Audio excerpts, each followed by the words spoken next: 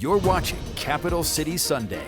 This week at their convention, Republicans focused on issues like immigration and public safety. Some GOP delegates hosted events throughout Milwaukee to talk about the party's plan for the economy. Wisconsin Congressman Bryan Steil was one of them, and I sat down with him this week.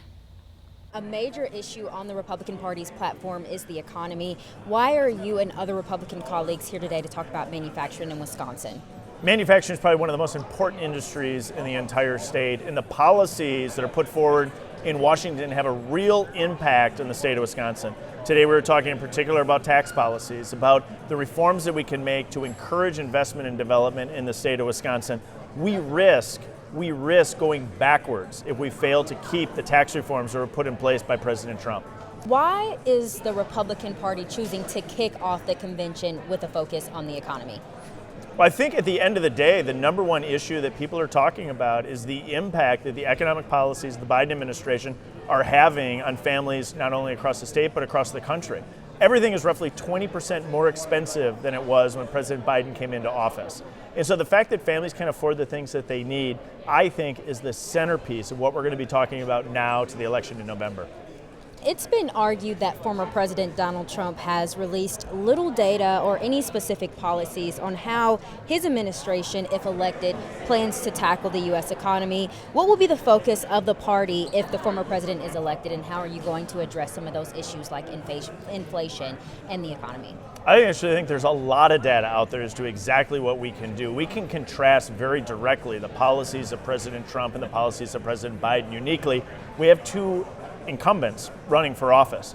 And so if we look at the tax reforms that were put in place under President Trump before the pandemic, and we see the economic growth that we saw, real wages rising, economic growth expanding, and we contrast that with the economic policies that we see with President Biden, where people are falling further and further behind. What we need to do is maintain the tax reforms that are put in place by President Trump, grow markets, make sure that we have reciprocal trade with our allies so that U.S. manufacturing companies can sell our goods abroad, and continue to work to remove government red tape. If we do those policies in stark contrast to President Biden, we have a great opportunity to grow the economy and bring costs down for American families.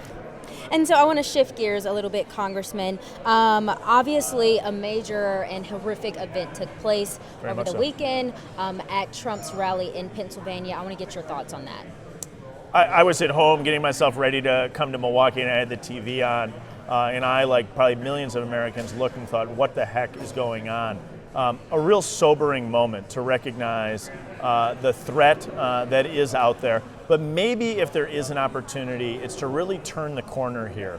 Focus in on a debate on policies, what's needed to get our country back on track, and shift away from some of the harsh rhetoric that we've seen for far too long in this country. And to your point, one of your Republican colleagues on the panel discussion today made a reference to changing the tone of the convention. What do you think he meant by that, and how are you and your Republican colleagues applying that on the ground here in Milwaukee for the convention? I think we have a great opportunity this week to focus back in on the policies that are needed to get our country back on track. And so I think what we have seen for far too long in this country is people go on personal attacks between one another. That is not productive for an American democracy. What is productive, though, is to have a true conversation about what we need to do to strengthen our country. And so as we saw here today, it was a conversation about policies that matter, that impact families and employers across this state. If we stay focused in on that, that is to the benefit of our American democracy. I also had a chance to sit down with Milwaukee County Executive David Crowley. Shortly after that event, Crowley was among those arguing that the RNC was lacking in policy-specific solutions. We're interested in what are the values, what are the policies that you're going to be bringing to the table, because we quite frankly haven't heard that throughout the past year and a half during this campaign. And so, you know, we're going to continue to make a stark contrast as far as what we're bringing to the table as far as Democrats, and how we're going to continue to invest in those kitchen table ideas that people are talking about.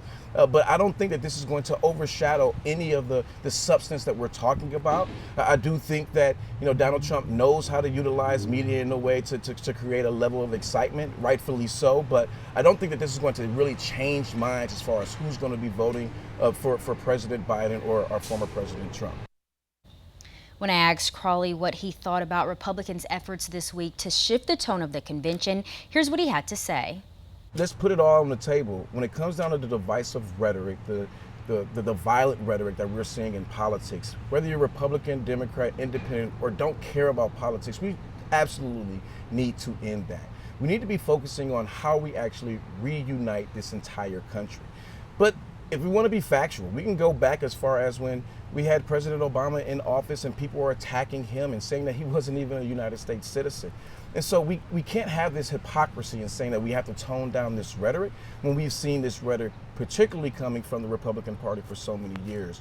But I just want to encourage all of us, no matter what side of the aisle that you are on, let's talk about the facts. Let's put the policies on the table and talk about the values that people really care about. And here in Wisconsin, I don't think that the Republican Party is really bringing those values to the forefront or figured out how to connect those values to the people who live here.